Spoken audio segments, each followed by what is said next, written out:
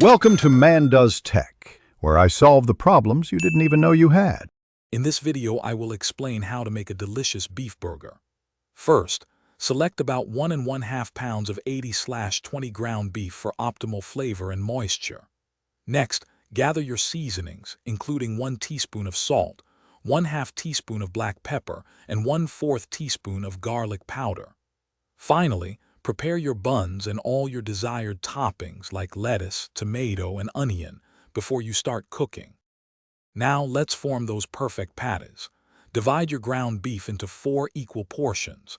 Gently shape each portion into a patty about 1/2 inch thick, making a small indentation in the center with your thumb. This prevents the burger from bulging. Season both sides of each patty generously with your prepared salt, pepper, and garlic powder mixture.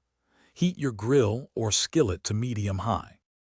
With your patties cooked, it's time to build your masterpiece.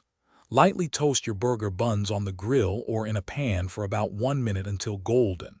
If you like cheese, place a slice on each patty during the last minute of cooking to allow it to melt perfectly.